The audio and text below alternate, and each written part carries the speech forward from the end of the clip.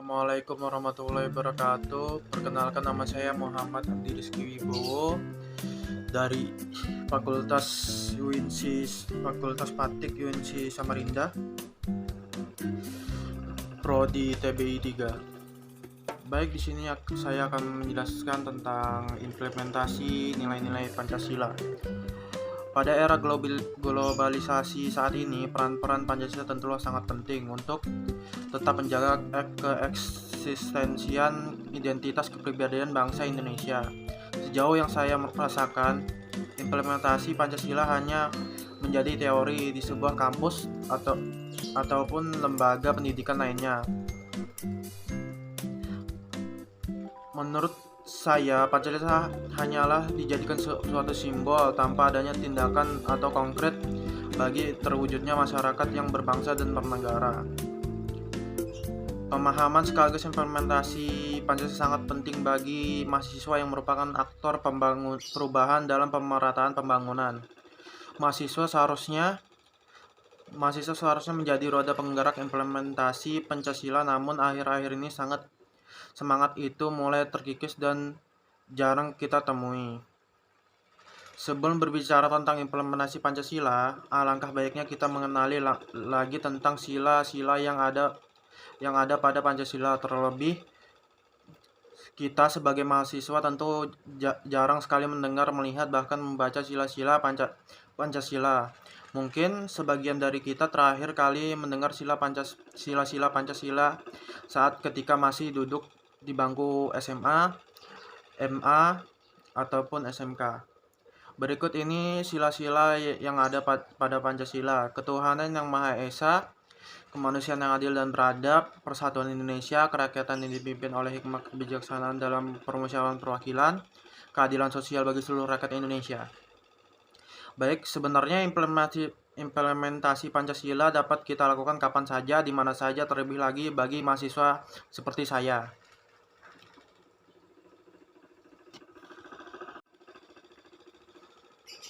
Contoh implementasi sila pertama yang dapat kita implementasikan di dalam kehidupan mahasiswa ataupun masyarakat kampus, ya. Meyakini adanya Tuhan yang Maha Esa, berarti kita meyakini adanya Tuhan dan menjalankan perintah dan larangannya, dan kemudian mempercayai dan takwa kepada Tuhan yang Maha Esa sesuai dengan agama kepercayaan masing-masing menurut dasar kemanusiaan yang adil dan beradab. Dan ini berarti kita harus menjalankan semua kewajibannya dalam agama tersebut, khususnya Islam, seperti sholat, bersedekah, berzakat, dan bersalawat kepada Allah Subhanahu wa Ta'ala. Kemudian yang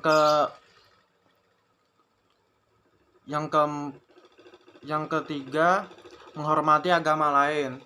Ya, seperti kita misalnya bertemu dengan teman ataupun kawan di luar kampus, walaupun berbeda agama, kita tetap harus menghargai mereka tanpa melampaui batasan tersebut. Hidupkan kerjasama antara antara pemeluk agama penganut kepercayaan yang berbeda sehingga terbina kerukunan. Menghormati kebebasan orang menjalankan ibadah sesuai dengan agama dan kepercayaannya. Menghormati kebebasan orang merayakan hari besar agamanya sesuai keyakinan kepercayaannya. Tidak memaksakan suatu agama kepercayaan kepada orang lain. Tidak mengganggu teman yang sedang beribadah di kampus, ya, seperti yang kita tahu, dan mempersilahkan teman yang hendak beribadah saat belajar ataupun bermain bersama, berdiskusi, ataupun ya seperti itulah. Menaati perintah Tuhan yang Maha Esa, menjauhi larangannya, tidak membeda-bedakan agama. Misalnya kita berteman di luar kampus, misalnya bertemu dengan kampus-kampus lain gitu, mahasiswa kampus-kampus lain maksud saya, kita tetap, walaupun berbeda agama, kita tetap menghargai perbedaan tersebut.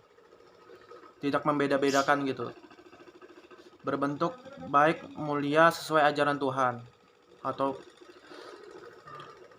alasan sila ketuhanan yang menjadi sila pertama dalam urutan. Nah, di sini saya akan menjelaskan alasan sila ketuhanan yang Maha Esa menjadi sila pertama dan urutan kelima, yaitu karena nilai Pancasila pertama meliputi nilai-nilai pada sila-sila setelahnya. Sila kedua sampai keempat merupakan penjabaran sila-sila pertama Pancasila sebagai dasar kehidupan berbangsa dan bernegara.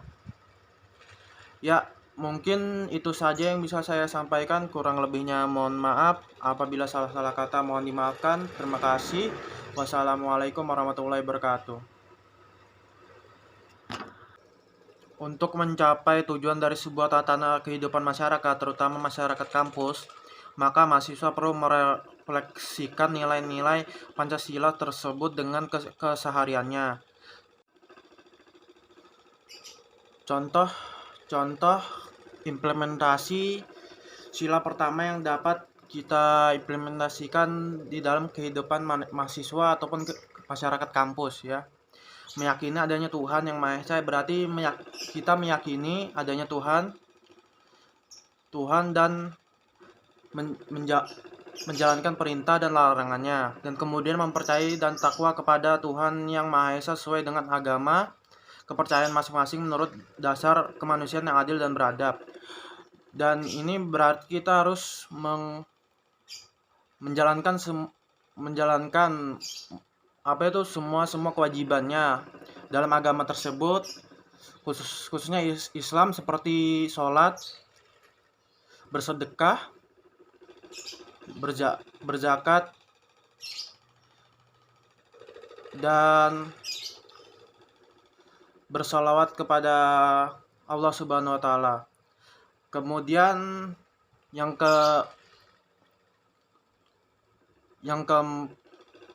ketiga, menghormati agama lain. Ya, seperti kita misalnya bertemu dengan teman ataupun kawan di luar kampus, walaupun berbeda agama, kita tetap harus menghargai mereka tanpa melampaui batasan tersebut. Menghidupkan kerjasama antara pemeluk agama penganut kepercayaan yang berbeda sehingga terbina kerukunan. Menghormati kebebasan orang menjalankan ibadah sesuai dengan agama dan kepercayaannya. Menghormati kebebasan orang merayakan hari besar agamanya sesuai keyakinan kepercayaannya. Tidak memaksakan suatu agama kepercayaan kepada orang lain.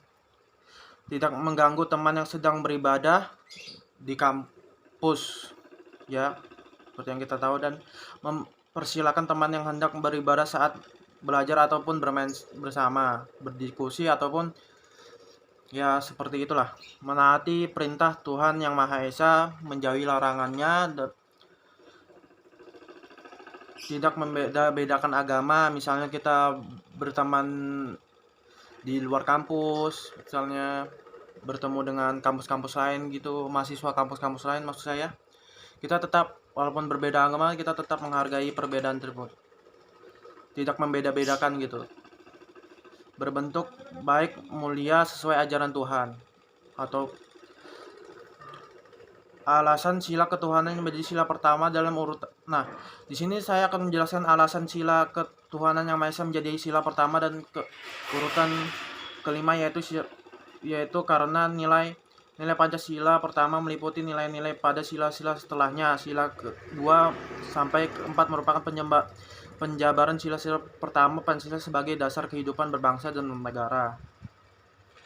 Ya, mungkin itu saja yang bisa saya sampaikan. Kurang lebihnya mohon maaf. Apabila salah-salah kata mohon dimaafkan. Terima kasih. Wassalamualaikum warahmatullahi wabarakatuh.